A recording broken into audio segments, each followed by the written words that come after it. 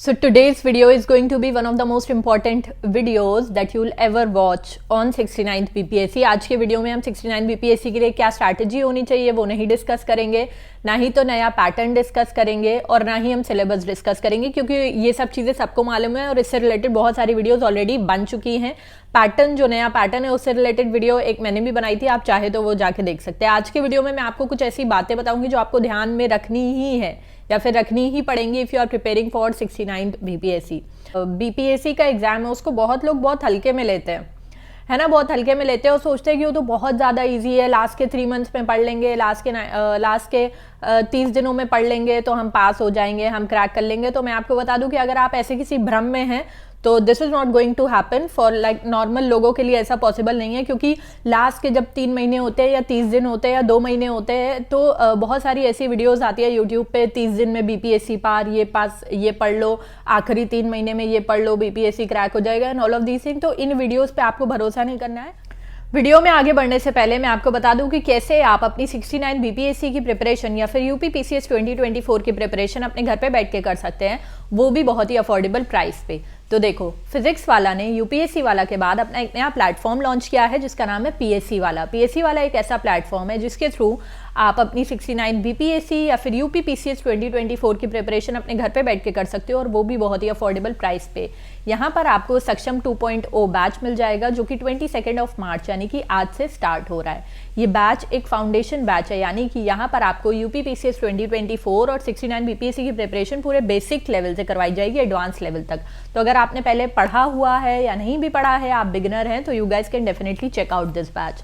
इस बैच में आपको इंडिया के one of the best teachers से पढ़ने का मौका मिलेगा। यहाँ पर आपको मेंटोरशिप मिलेंगी, क्लासेस मिल जाएंगी, क्लास नोट्स मिलेंगे, करंट अफेयर्स की मैगजीन मिलेगी, टेस्ट सीरीज मिलेगी, PDF नोट्स मिलेंगे, तो सारी चीज़ें मिलेगी। ये कंप्लीट बैच है, ठीक है। इस बैच का जो प्राइस है वो 3999 है, विच इज़ ऑलरेडी अफोर्डेबल, लेकिन अगर आप इसमें मेरा कोड यूज़ करेंगे विच इज़ BRK10 तो इसमें भी आपको 500 रुपीज़ का डिस्काउंट मिल जाएगा। तो अगर आप अपनी 69 BPSC या फिर यूपी PCS 2024 की प्रिपरेशन अपने घर पे बैठ के करना चाहते हो, वो भी बहुत ही अफोर्डेबल प्राइस में और बेस्ट क्वालिटी के कंटेंट और टीचर्स के साथ, तो इस वीडियो के डिस्क्रिप्शन बॉक्स में मैंने लिंक दे दिया है, do not forget to check out. बहुत लोग यूपी PCS को बोलते हैं बहुत डिफिकल्ट है, ऑब्वियसली डिफिकल्ट है। जितने भी सारे आप PCS लेवल का एग्जाम है, चाहे वो BPSC हो या यूपी PCS हो, चाहे कोई भी MP PSC हो, कोई भी हो, तो PCS लेवल का एग्जाम है तो वो डिफिकल्ट ही होगा, उसको हम हल्के में नहीं ले सकते, चाहे वो BPSC ही क्यों ना हो। तो मेरे हिसाब से आपको अपनी प्रिपरेशन अभी से ही स्टार्ट कर देनी चाहिए। ये वाले वीडियोस या फिर इस भरोसे नहीं बैठना चाहिए जिन लोगों ने कभी प्रिपेयर नहीं करा है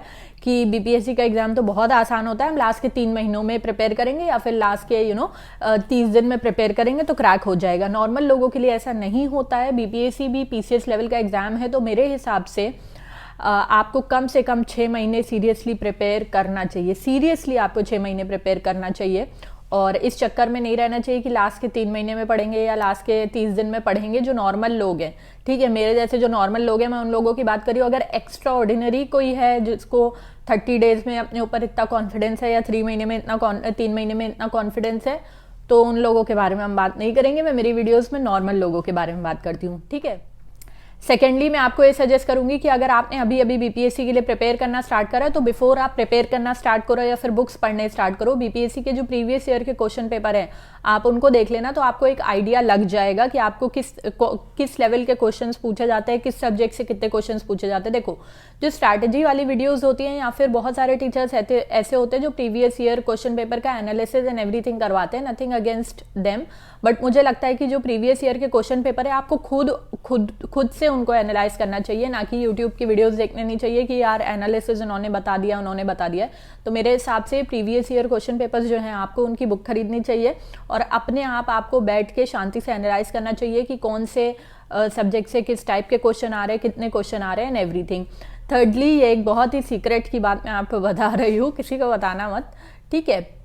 तो बहुत सारे क्वेश्चंस ऐसे होते हैं BPSC में, ये वर्ड मैं अपने आप ही बना के यूज़ कर रही हूँ कि एवरग्रीन क्वेश्चंस होते हैं, जो कि आप देखोगे कि ऑलमोस्ट हर साल उसके आसपास से पूछा जाता है या फिर हर 2-3 साल में वो क्वेश्चंस रिपीट होते हैं। आप जब प्रीवियस ईयर के क्वेश्चन पेपर देखोगे BPSC में तो आप देखोगे एज इट इज़ भी क्वेश्चन रिपीट होते हैं। तो कुछ BPSC के बहुत सारे फेवरेट क्वेश्चन हैं, तो आप उनको मार्क कर लें, उनको ध्यान रखें और जब आपका पेपर हो तो आप उससे पहले ज़रूर पढ़ के जाए, वहाँ से आपको फ्री के नंबर मिल सकते हैं, क्योंकि BPSC as it is question भी पूछता है बहुत बार, हर बार ऑलमोस्ट ऐसा होता है कि प्रीवियस ईयर के क्वेश्चन जो है वो पूछे ही जाते हैं, ठीक है। तो ये चीज़ ध्यान में रखें। फोर्थली मैं आपको कहूँगी कि करंट अफेयर्स जो हैं आजकल अच्छे खासे लेवल के बीपीएससी में पूछे जाते हैं। जो इंडिया लेवल के करंट अफेयर्स हैं और जो बिहार स्पेशल करंट अफेयर्स हैं वो पहले से ही पढ़ना स्टार्ट कर दे। बहुत सारे लोग ऐसे होते हैं जो करंट अफेयर्स को सोचते हैं अरे यार बाद में करेंगे, ठीक है, लेकिन अब ऐसा नहीं चल पाएगा। करंट अफेयर्स का अच्छा खासा वेटेज है और अच्छे खासे लेवल के क्वेश्चन पूछे जाते हैं। तो आपको स्टार्टिंग से ही, मतलब आप मंथली अगर पढ़ोगे करंट अफेयर्स तो आपका प्रिपेयर हो जाएगा। लेकिन अगर आप ऐसा सोचोगे कि यार लास्ट में करंट अफेयर्स करेंगे तो वो फिर काफ़ी दिक्कत आपको कट जाएगा, ठीक है। पॉलिटी की जहाँ तक बात करें तो मेरे हिसाब से अगर आप लक्ष्मीकांत पढ़ लोगे तो आपका काम हो जाएगा, ठीक है। आप अभी जो बीपीएससी का एग्जाम या 68 बीपीएससी भी अगर आप देखोगे या 67 बीपीएससी, तो आप देखोगे कि लक्ष्मीकांत अगर किसी ने पढ़ी होगी तो उससे ईजिली वो क्वेश्चन बना ले जाएगा पॉलिटी के, ठीक है। इसके अलावा जो जनरल साइंस है, ठीक है, उसके लिए आई वुड सजेस्ट यू कि आप घटना चक्र पढ़ सकते हैं या फिर लूसेंट पढ़ सकते हैं या फिर एनसीईआरटी पढ़ सकते हैं। इन तीनों में से आपको कोई भी बुक अच्छी लगे। By the way I have read घटना चक्र, तो मैं आपको वो सजेस्ट करूंगी, लेकिन बहुत सारे लोग लूसेंट भी पढ़ते हैं तो आप लूसेंट पढ़ सकते हैं, जो भी आपको बेटर लगे। इसके अलावा हिस्ट्री आप लोग देखेंगे कि हिस्ट्री के हमेशा अच्छे क्वेश्चंस पूछे जाते हैं और अच्छे लेवल के क्वेश्चंस पूछे जाते हैं। पिछली बार 68 बीपीएससी में पर्सनालिटीज से रिलेटेड, जैसे महात्मा गांधी, दादा भाई नौरोजी, इन सब से रिलेटेड बहुत सारे क्वेश्चंस आए थे।